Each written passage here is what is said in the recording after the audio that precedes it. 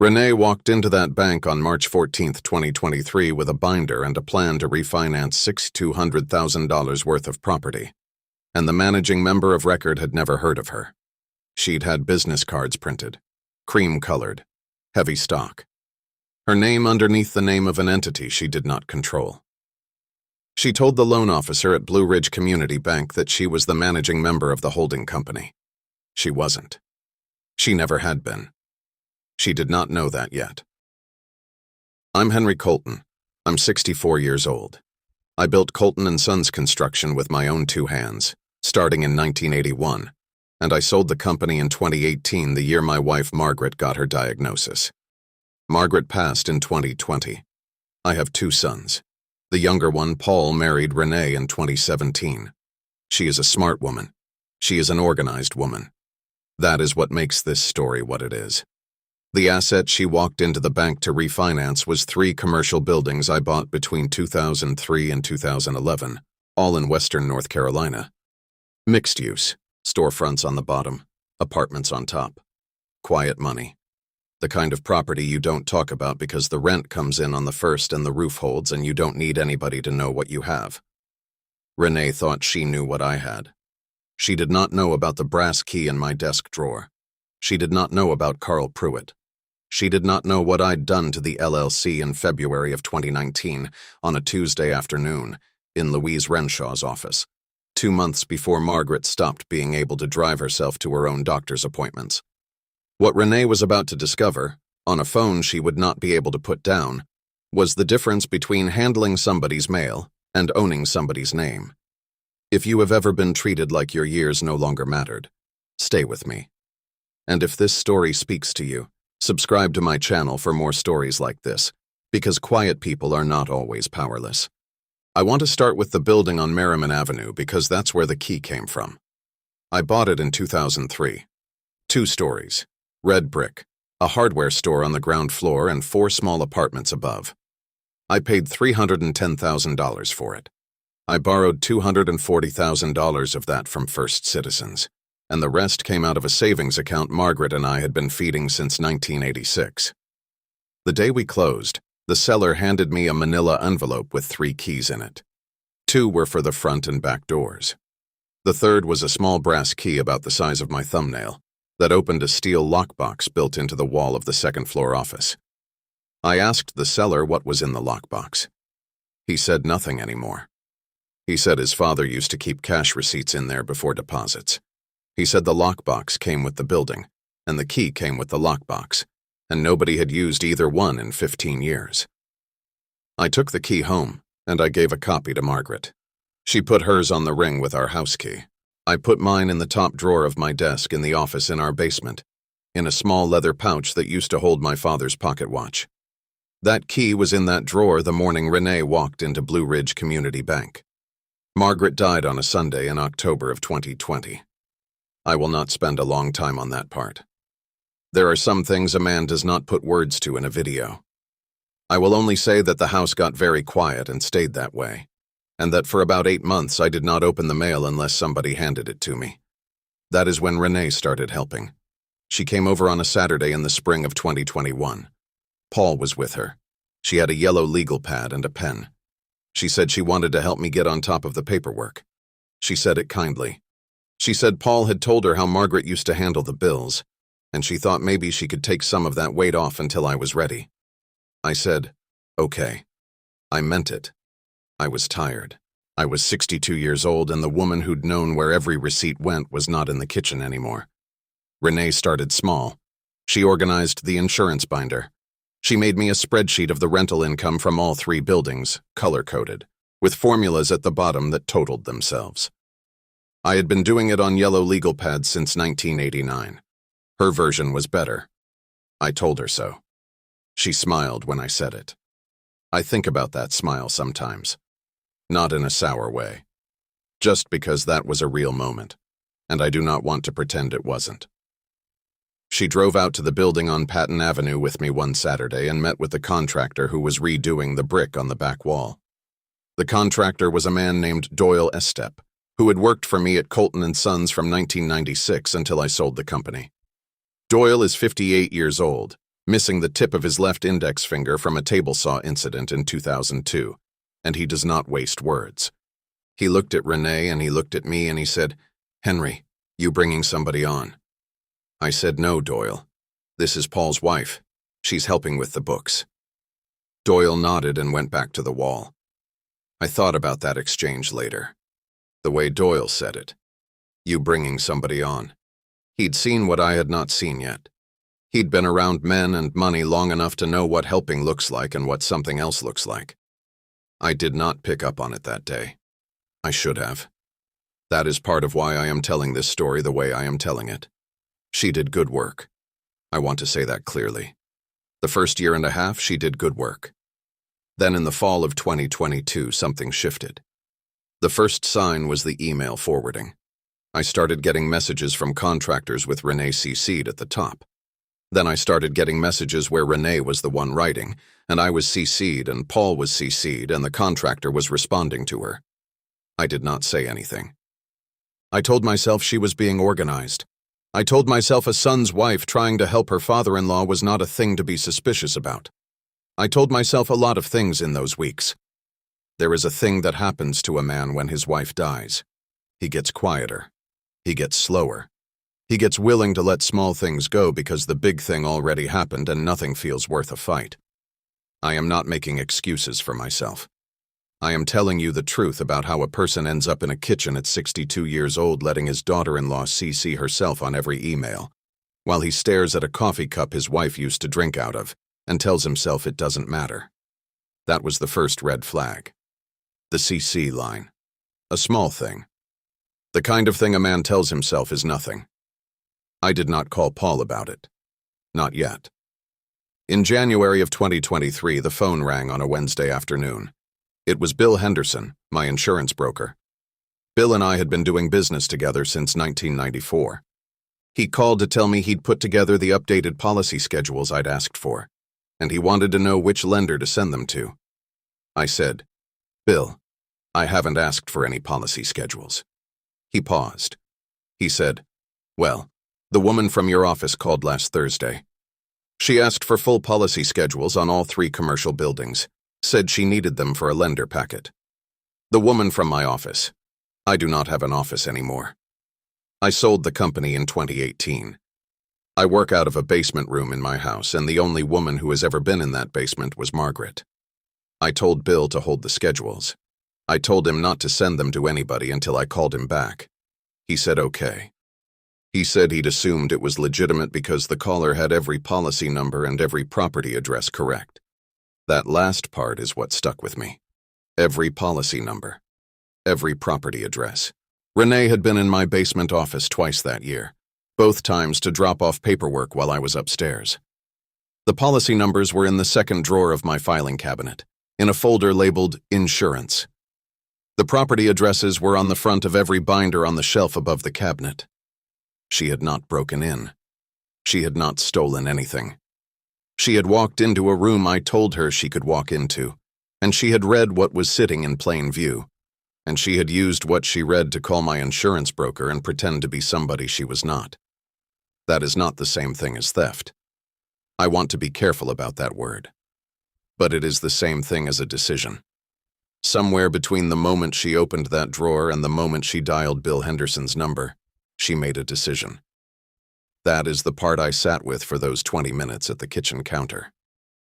I sat in my chair for about 20 minutes after that call. I did not call Renee. I did not call Paul.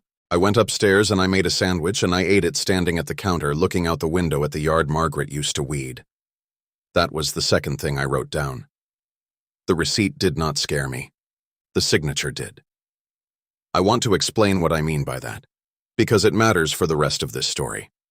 A receipt is what gets handled at the end of a transaction. A signature is what authorizes the transaction in the first place. Renee had been handling receipts for almost 2 years. That was something I could live with. The phone call from Bill Henderson was the first sign that she was reaching for a signature. That was a different thing entirely. 2 weeks before the bank meeting, the third red flag arrived. His name is Mason Whitfield. He is 71 years old. He runs a frame shop on the ground floor of the Patton Avenue building, and he has been my tenant since 2009. Mason called me on a Saturday morning. He said, "Henry, I don't want to stick my nose where it doesn't belong, but I had a question." I said, "Go ahead." He said, "With the refinancing, are the rent terms going to change? Because I just signed a renewal in November, and I want to make sure my number stays where it is." I said, "Mason, what refinancing?" There was a long pause on the line. Mason said, "Oh." He said, "Oh, Henry, I'm sorry." He said a woman had come by the shop 2 weeks earlier. She introduced herself as Henry Colton. She said she was the new property manager for the family. She said the family was looking at a refinancing in March, and she wanted to make sure all the tenants were comfortable with what was coming. Mason said she had a folder. He said she had a business card. He said she gave him the card and he had it on his desk and he could read it to me if I wanted. I said, "Please." He read the card. It said her name. It said the entity name. It said managing member, with a phone number that was not mine and an email address that was not mine. I asked Mason to put the card in an envelope and mail it to me. He said he would. He said it would go out Monday. That afternoon, I walked downstairs to the basement. I opened the top drawer of my desk. The brass key was still in the leather pouch. I held it for a minute. I did not know exactly what I was going to do yet. I knew I was not going to pick up the phone and yell at anybody. That has never been how I work. I sat at my desk for about an hour after Mason's call. I made a list. I am a list maker. I have been one since I was a young foreman on my first crew in 1979, with a stub of a pencil and a notebook in my back pocket, writing down the names of the men who showed up on time and the names of the men who would not. I am 64 now. The lists got cleaner over the years. The pencil got longer. The notebooks turned into yellow legal pads. The principles stayed the same. You write things down. You do not trust your memory when something matters. You give the paper a chance to remember for you. The list I made that afternoon had 4 lines on it. The first line said, "Contractor emails, fall 2022. The second line said, "Insurance broker call, January 2023. The third line said, "Mason Whitfield, March 2023, business card to follow." The fourth line was blank.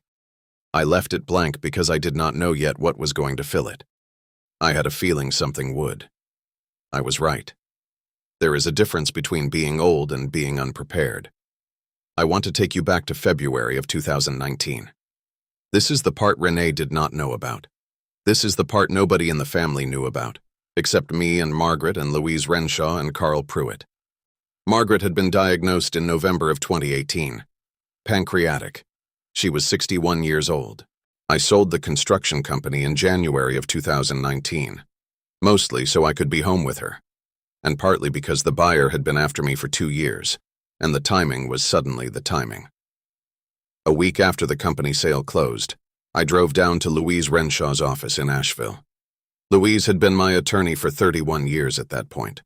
She was 68 then. She is 75 now, still working 2 days a week, and she will outlive most of us. I told Louise what was happening with Margaret. I told her I did not know how long Margaret had.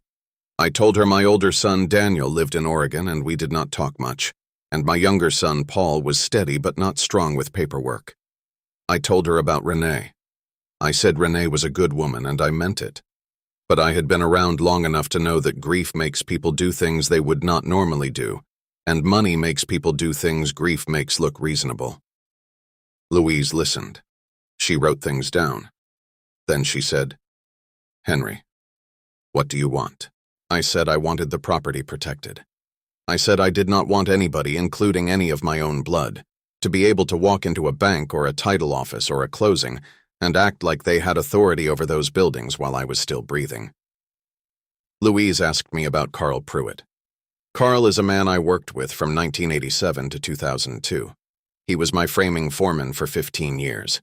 He left to start his own crew. He is 67 now. He is the most boring, honest man I have ever known. He still wears the same brand of work boots he wore in 1991. His wife sends a Christmas card every year with a photograph of their grandchildren on it. I called Carl that afternoon from Louise's office. I told him what I was thinking. I asked him if he would hold 51% of the LLC as the public-facing managing member of record, with a side agreement saying he had no economic interest, no control over distributions, and no authority except as I directed him in writing. I told him it was a paper position. I told him the actual money still flowed to me. I told him I'd pay him $500 a year for the inconvenience, and I'd cover any taxes that touched him because of the structure. Carl asked me one question. He said, "Henry, is somebody trying to take something from you?" I said not yet. I said I want to make sure that if they try, they cannot. He said, okay.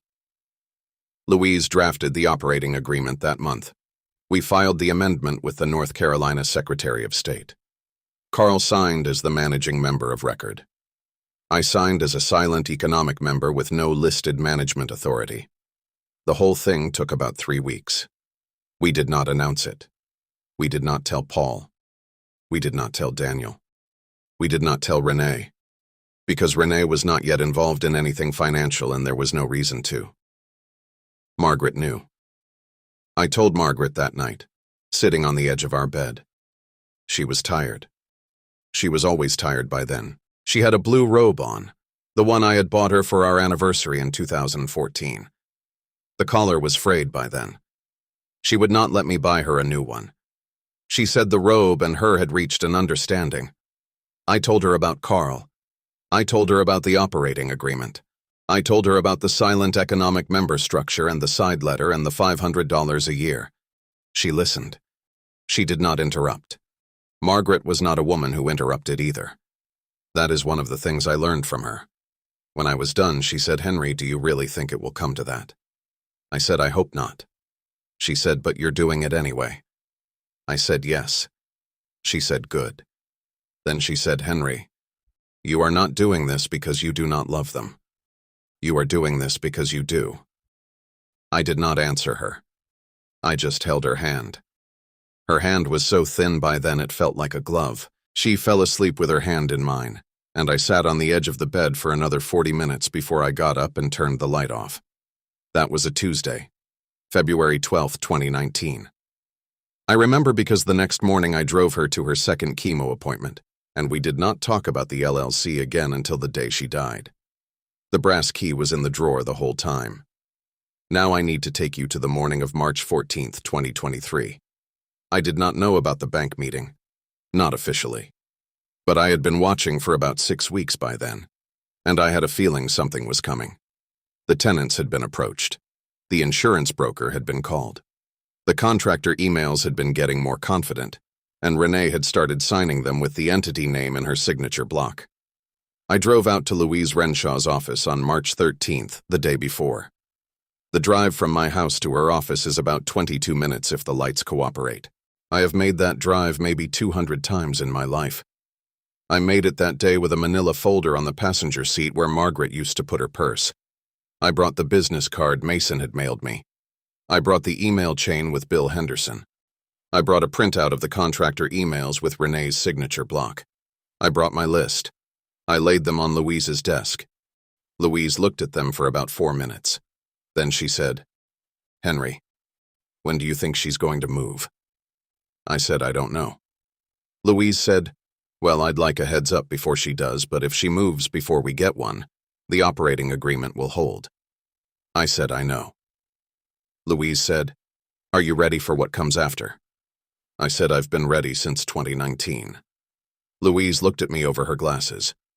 She has a way of doing that, where the glasses come down a half inch and her eyes come up a half inch, and the message in the middle is, "Henry, are you sure?" I have known her long enough that we do not need words for that part. I nodded. She nodded back. I drove home that night. The light at the corner of Merriman and Edgewood was out. It had been out for 2 weeks. I made a mental note to call the city about it. And then I forgot. The way I forget most small things now. I sat in the basement. I opened the drawer. The key was there. I held it for a long minute. Then I put it back, and I went upstairs and made dinner. I made spaghetti. Margaret used to put a bay leaf in the sauce. I never figured out why. I still put one in. I do not know if it does anything. I do it anyway. The phone rang at 11:47 the next morning. I was in the kitchen. I had a cup of coffee in my hand. I had been up since 5:30, the way I have been up since 5:30 since I was 22 years old running framing crews, even on Sundays, even on holidays, even the morning after Margaret died. The coffee was the second cup. The first one I drank standing at the window looking out at the bird feeder Margaret put up in 2017. I still feel it. I do not know who keeps coming to it, but somebody does, because the seed disappears.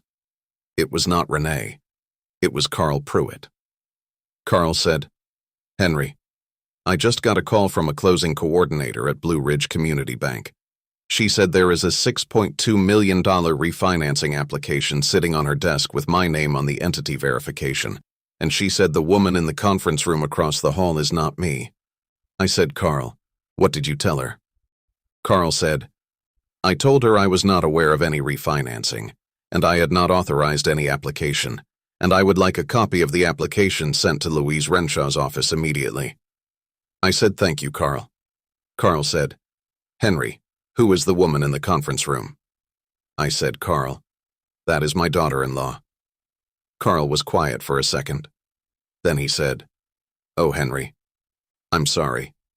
I said, "Don't be." I said, "I appreciate you taking the call." He said, "Anytime." I hung up. I sat at the kitchen table. I did not call Renee. I did not call Paul. I called Louise. Louise said the bank had just emailed her. They had halted the application. They were requesting written confirmation from Carl Pruitt, as the managing member of record, that no refinancing had been authorized. Louise said she would draft it that afternoon and fax it to the bank by 4 p.m. She did. The fax went through at 3:47 p.m. The bank closed the file at 4:15. The closing coordinator sent Renee a one-line email at 4:18 stating the application had been withdrawn pending a verification dispute. Renee called me at 4:32. I did not answer. She called again at 5:09. I did not answer. I went down to the basement. I opened the drawer. I held the key for a minute. Then I put it back. I want to talk about the binder. The binder showed up at my house 2 days later, on March 16th. Paul brought it. He looked like a man who had not slept. He set it on my kitchen counter and he said, "Dad, I think we need to talk." I said, "Okay." He said, "Renee says there has been a misunderstanding with the bank.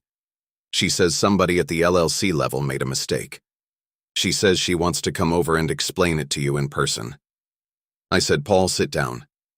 He sat down. I said, "The binder. Did you make it?" He said, "No." I said, "Did you know about the meeting?" He said, "No." "Dad, I swear I did not. I knew she was helping with the property paperwork. I did not know she had scheduled a meeting. I did not know about a refinancing." I believed him. I have known my son for 30-some years. He has many flaws. Lying to my face is not one of them. I said, "I need to look at the binder." Paul slid it across the counter to me. It was a black 3-ring binder, about 2 inches thick, with a clear plastic sleeve on the front. Inside the sleeve was the cover page of the loan application. The entity name was printed at the top in 18-point font. Underneath the entity name, in smaller font, it said, "Applicant and signatory, Henry Colton, Managing Member." The receipt did not scare me. The signature did. I flipped through the binder. The whole thing was professional. There were tabs. There were color-coded dividers. There were copies of the property deeds, copies of the rent rolls, copies of the insurance schedules Bill Henderson had refused to send, which meant she had pulled them from somewhere else. There were copies of the contractor invoices going back 2 years, with her name CC'd on every one. I want to tell you what was in the third drawer of my desk while I was looking at that binder because the timing of it matters. The third drawer of my desk had the brass key in it, the leather pouch. Both copies, mine and Margaret's. About 6 inches above the binder Renee had built was the drawer that held the only thing in that house that meant anything to me, besides the photographs on the wall. She had been in that basement twice. She had not opened the third drawer. I checked the next morning before Paul came back. The leather pouch was exactly where I had put it on the night Margaret died. The 2 keys were inside. The pouch had not been moved. That is the part I want you to hear. She had built a binder that could fool a bank. She had built a business card that could fool a tenant. She had built an entire identity inside an LLC that did not belong to her. But she had not opened the drawer. There was a line she had not crossed yet. I do not know if she would have crossed it eventually. I will never know. The bank stopped her before she got there.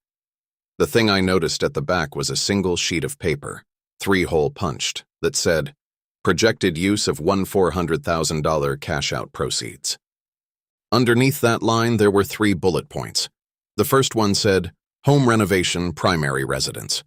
The second one said, "Investment property acquisition." The third one said, "Family education fund." I looked at that page for a long time.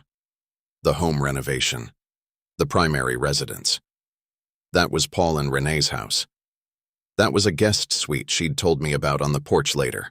The one she said would be for me, in case I wanted to move in someday. The investment property acquisition. The family education fund. Their kids are 5 and 3. There is no education fund yet. There would have been one after this, paid for with money that was not hers to borrow against, secured by buildings that were not hers to encumber. I am going to say something that may sound strange. I do not think Renee believed she was stealing. I think she had told herself, somewhere along the way, that she was building. That she was the one who had stepped up after Margaret died. That she was the one keeping the family business going while the old man drank coffee at the window. That she was making moves I was too tired or too sad or too out of touch to make myself. I think she had convinced herself that the binder was a kindness. That the cash out was a future. That the buildings would be better off in the hands of somebody who understood spreadsheets than somebody who understood brick. That is the dangerous part. That is the part that scared me more than the signature. A person who knows they are stealing will stop when they get caught. A person who has convinced themselves they are helping will not stop. They will only get more careful. I closed the binder. I slid it back across the counter to Paul. Paul said, "Dad, what do you want me to do?" I said, "Paul, I want you to go home. I want you to tell Renee that I have the binder. I want you to tell her that the operating agreement has been on file with the Secretary of State since 2019. I want you to tell her that Carl Pruitt is the managing member of record. And I want you to tell her that I am not going to call her, because there is nothing left to call her about." Paul said, "Dad, this is going to end my marriage." I said, "Son, I hope it doesn't. But that is not for me to decide." He picked up the binder. He left. I went down to the basement. I opened the drawer. The key was there. By the time the phone rang the next morning, I already knew who it was going to be. It was Renee. I let it go to voicemail. She left a message. I am not going to repeat the message in this video. I will only say that the tone in the first 30 seconds was different from the tone in the last 30 seconds. The first 30 seconds was the woman who walked into the bank with the business card. The last 30 seconds was somebody who had read the operating agreement. She called 4 more times that day. I did not pick up. Louise called me at 2:01 p.m. She said the bank had filed an internal incident report. She said because no funds had been dispersed and no documents had been forged in the strict legal sense, they were not going to refer it to law enforcement, but they were flagging the entity and the personal name in their fraud watch system. Louise said any future application bearing Renee's name on this entity, or anything connected to it, would trigger an automatic compliance review. Louise said, "Henry, do you want to pursue a civil claim?" I said no. She said, "Are you sure?" I said yes. I said the operating agreement did its job. I said the bank caught it. I said no money moved. I said I do not want a court file with my daughter-in-law's name on it. I said I want the structure to hold and I want her to know it held. Louise said that's a generous decision. I said it isn't generous. I said it's just enough. 3 days later, Renee showed up at my front door. Paul was not with her.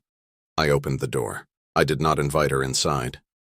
We stood on the porch. She said, "Henry, can I come in?" I said, "Renee, I'd rather we talked here." She started to talk. She said she had not understood the LLC structure.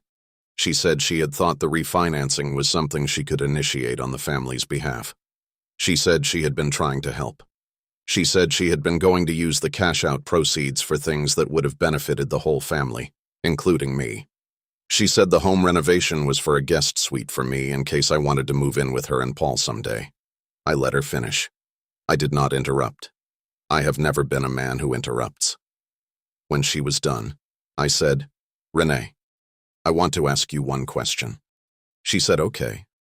I said, "When you walked into that bank on March 14th, did you know I had not authorized the meeting?" She did not answer right away. She looked at the porch boards. She said, "I thought I had implicit authorization." I said, "That is not the same thing as the answer." She said, "No. I knew you had not authorized it specifically." I said, "Thank you." I said, "That is the only thing I needed to hear." She started to cry a little. She is not a woman who cries easily, and I respected that she was honest about the answer. I want to say that part clearly.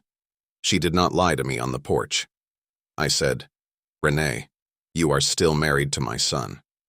I am not going to ask Paul to leave you. I am not going to bring a civil claim. I am not going to call you names. I am not going to talk about this at Christmas. But I want you to understand something, and I want you to carry it with you." I said, "You mistook access for authority. Those are not the same thing. Access is what you get when somebody trusts you. Authority is what you get when you earn it, in writing, with your name on the line. I gave you access. I never gave you authority. And the difference between those two things is the difference between a family member and a stranger." She said, "Henry, I am sorry." I said, "I know you are." I said, "But the operating agreement was filed in February of 2019, and the reason it was filed is because Margaret and I sat on the edge of our bed one night and talked about exactly this." I said, "You did not know Margaret well. She was a careful woman. She raised a careful son. And she married a careful man. The three of us, between us, knew enough to put a piece of paper in a drawer and a name on a filing 4 years before you walked into that bank." She said, "Can I make this right?" I said, "You cannot make it right with me." I said, "You can make it right with Paul if he wants to try, and you can make it right with yourself." I said, "That is the work in front of you." She nodded. She stood there for another minute. The wind picked up. The flag on the post by my driveway moved a little. I noticed because I notice flags. My father was a Korea veteran and he taught me to look at flags. Then she went down the steps and got in her car and drove away. The car was a 2019 Volvo. Paul had bought it for her the year they got married. He told me at the time he could not really afford it. I remember not saying anything because it was not my business and a man does not tell his son how to spend money on his wife. I closed the door.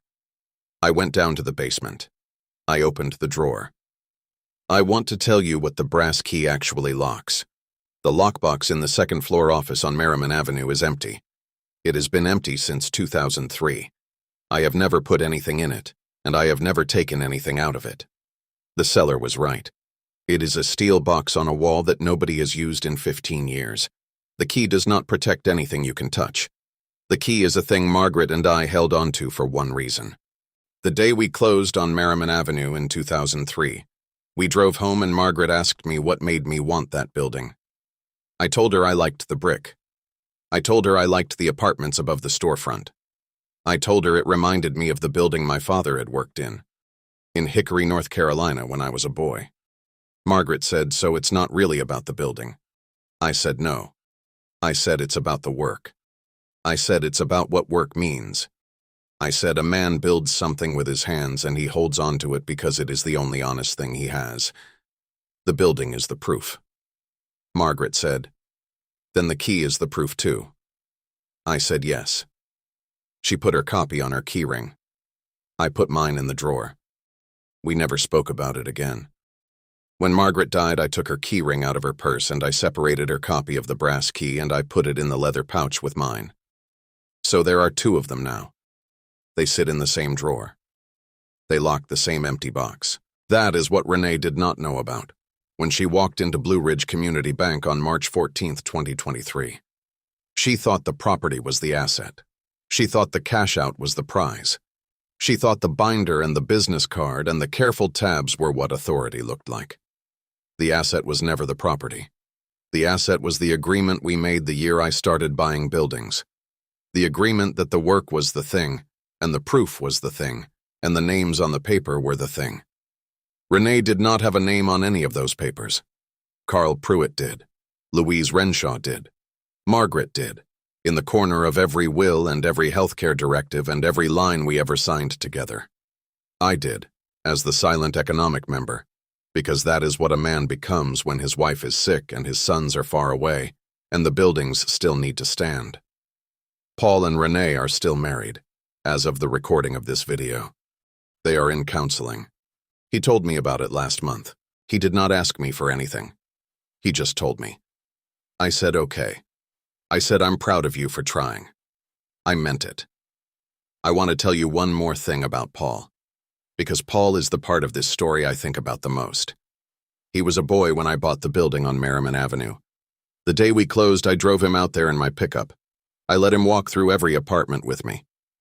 There was an old woman on the third floor named Mrs. Hennig who gave him a piece of butterscotch candy out of a tin she kept by her door. He kept the wrapper in his wallet for years. I did not know that until he left for college and I was helping him clean out his room. I found the wrapper in a shoebox under his bed. I did not say anything about it. I put it back in the box and I closed the lid and I went downstairs. The buildings have always meant something to him.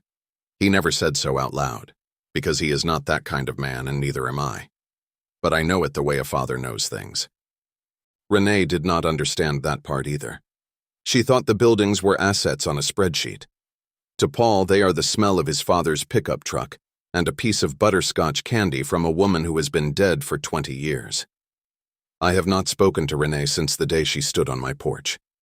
I do not expect to, in any meaningful way, for a long time.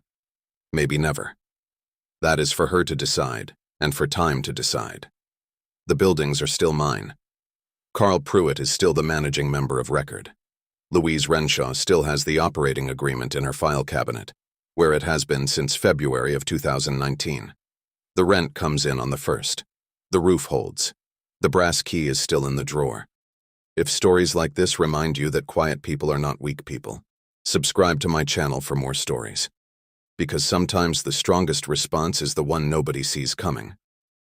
I want to leave you with one thought before I go. You are going to meet people in your life who confuse access with authority. Some of them will be strangers. Some of them will be your own blood. The way you tell the difference is not by the binder they bring or the business card they print. It is by the question they answer when you ask them, did you have permission? A person with authority will say yes and show you the paper. A person with access will look at the porch boards. Margaret used to say that a marriage is the longest signature you ever sign. I believe that. I signed mine in 1979. I am still honoring it. The buildings, the LLC, the key, the drawer. Those are all just the smaller signatures that came after. I kept them small on purpose. I kept them quiet on purpose. I kept them written down on purpose. I never raised my voice. I raised the consequences.